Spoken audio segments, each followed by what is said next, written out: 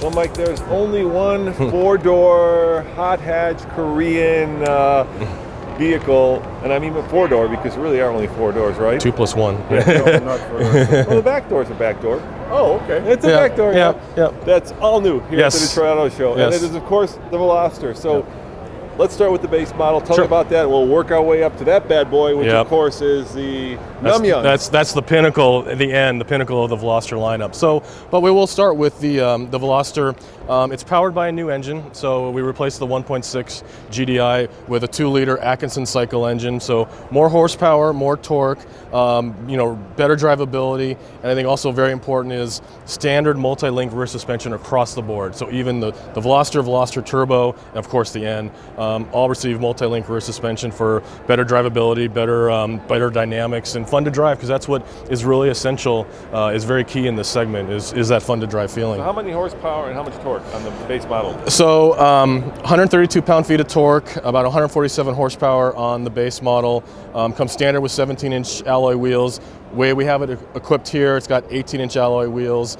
Interior-wise, there's standard Apple CarPlay, standard Android Auto with a 7-inch or an 8-inch audio display. Standard safety too, so forward collision avoidance assist, which is a camera-based system, is also standard, and that also includes a lane keep assist. So a lot of standard, high level of standard equipment. Yeah. A lot of goodies. And pricing? Have you announced pricing? Not yet. That'll be closer to its on sale similar? day. Probably. Yeah, I don't expect it to deviate too much from what we have today. So what's the current one start at? So the current one starts at high teen, low 20s. Right, so probably be roughly in that area for the 2-liter, and then you move up to the turbo. And when is it coming? So coming about middle of the year. Okay, so we're almost. We're getting close. We're getting close. We're getting close. And of course, for all you guys who aren't familiar with, let's show them what we were talking about with the doors. The two plus one. So it really kind of defined Veloster when we launched it with the prior generation, and we definitely wanted to keep that with this generation. So you've got a coupe on the driver's side, but then you've got the added utility of this second or third door, for on the passenger side. So you can really get better ingress egress from the prior generation. Still seats 4 passengers, but seats can fold down, so you got utility, and you got a lot in one package. Party on one side, family on the other. Yeah, exactly. Kind of like an old El Camino. It's like.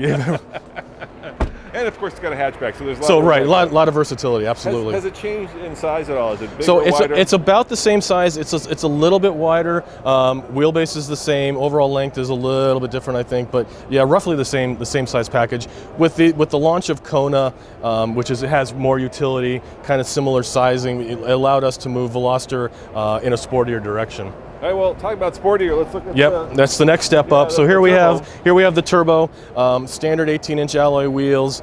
This is featured in our sunset or orange paint with the 2-tone roof, which you'll get on the top level turbo. Once again, the multi-link rear suspension, but slightly different suspension tuning. A little bit, the sway bar is a little bit larger, dampener's a little bit different. I still have 201 horsepower, 195 pound-feet of torque. Yep. So on the top level, you'll get the heads-up display, and there's a feature on it I think is really cool.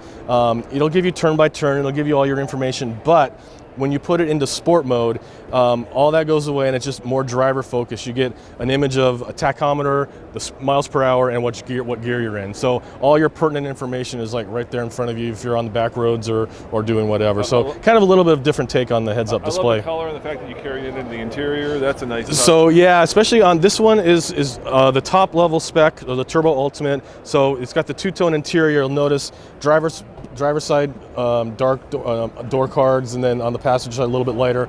We really wanted to define a driver space and a passenger space, and especially in the 2-tone interior, you definitely get that. You get that feeling. Now, the way you can always tell turbo from regular Veloster in the past was the exhaust. Yes, absolutely. As with the 2+1 door, we definitely wanted to keep this, and quite frankly, there was a little bit of back and forth on this one because of the new multi-link rear suspension. Yeah. So it's packaged a little bit different, but we really said that was really important to Veloster. And what I especially like is on the prior generation, they were basically trim rings with the pipe behind it. This is the real deal. That's the actual exhaust. Nice. So it's no trim rings, no nothing. It is what it is, and the sound character is actually really good. I gotta say, this is a little bit Lamborghini. A little bit. This is the LED taillights. So it's got a little bit of I think especially at night, it's got a really unique light signature. Yeah. Tell me. Yeah, oh, cool. And we've hidden the hatch, and then you still have premium audio system, and now this actually it's an Infinity premium audio system. In addition to the subwoofer, there's also a passive radiator. So there's not a lot of room in this area here. So that's always, with air in the subwoofer, it's always important. So the addition of the passive radiator helps it make it more efficient and give it that hit. No, not a heater. Yeah. All right, just be sure about that. Yep. And then pricing still about the same. How much Probably is the current turbo probably about start? the same. About 20, low 20s. Yeah, low 20s. Yep.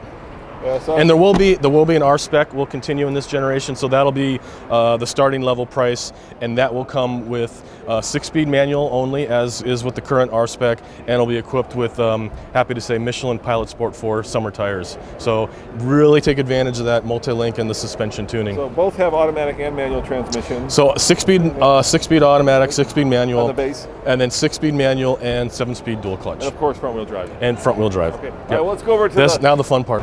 Now there are 3 distinct different Hyundai Velosters coming out for 2019. There's the base model, which has a naturally aspirated 2-liter. Then you have the step up, the turbo with a 1.6 liter, and then you have the big mama, the 275 horsepower 2-liter turbo. Now, the N, of course, is your version of AMG M for BMW, and you guys went with N. So N stands for Namyang, which is in South Korea, which is our R&D development center. So born in Namyang, but then honed on the Nürburgring, also the other N. Also the N design actually looks like a little bit of a chicane in the way the logo looks. But yeah, this is the top level. Happy to say N is now coming to America. It's powered by a 2-liter gasoline direct injected turbocharged engine, puts out up to 275 horsepower and 260 pound-feet of torque, and that's routed through a proper 3-pedal 6-speed manual. And they really even worked on the shifter feel and the engagement of that 6-speed manual. So it's a fantastic car. We can get into all the details, but it's, Albert Bierman has been with us now for a couple years, and he was performance tuner. Suspension tuner. Yep. So he was instrumental, and his team in bringing this car to market. So similar to the i30N in Europe, which is receiving really strong reviews.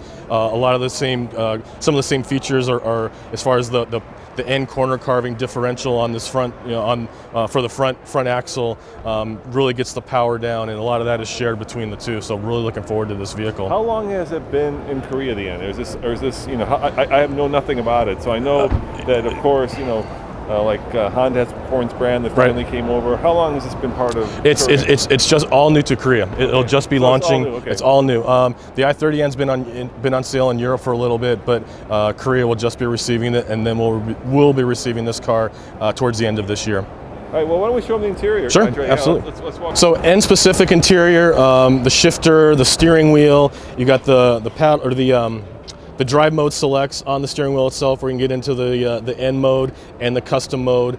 Seating is a little bit different as far as more aggressive bolsters, but definitely a good place to be behind the wheel. All right. How about let's kind of get a wider view of this thing. How about the tires? So suspension? as it's equipped here, it's got the 19-inch alloy wheels. And it's got Pirelli P0 tires, summer tires, that actually are specific for this vehicle. They're actually branded HN for Hyundai N, so cool. I thought that was actually pretty neat the first time I saw that. Will this be like the color? This is performance blue, so this is the hero color for the N brand. You'll see a lot of the motorsports in Germany and in Europe it uses this color, but there'll be other colors available, but this is definitely the hero color. And I think with the black accents and the red, it really makes it pop. Yeah, it's got N brakes too. So it's got upgraded brakes, slightly larger rotors and calipers front and rear. Thermal management is always a big deal, so we want to make sure you don't get overheating issues with brakes. So we want to pound it out on the track and be able to hold up to that kind of track duty. All right, and of course the most important question for you guys: how much will it cost? So once again, it's going on sale towards the end of the year. Yeah. So we haven't announced pricing; we won't until later on. But you've seen the progression here, so hopefully like 20, 25, hopefully not too much. Too much more than that, because there's a lot of other cars in the segment, Civic Type R obviously being one, and then GTI, Focus ST, so we got to be conscious of all the other players. But was there any thought about going to all-wheel drive with that much power? With 275, I think you can still manage it with front-wheel drive, and with that electronic, front differential really helps get the power down. To go to all-wheel drive, I think you definitely need more power to take advantage of it. So I think we're still Plus you get more weight. right. So there's a lot of there's benefits, but I think at this power level, I think front-wheel drive is absolutely suitable still. All right, and if it's your money, Yes. which one do you get? This one. Me too. I gotta Yes. tell you, that's the one. That's the one. I can't wait to have that as my company car. I'm looking forward to it. Yeah. Other specifications, prices, EPA, you name it, well, we don't have that yet. Looking forward to getting our hands on a few of these cars. I actually want to drive all three. I'm very curious to see what the differences are. Thank you so much for joining us for the Fast Lane Car. This is Nathan Adlin. We'll see you next time.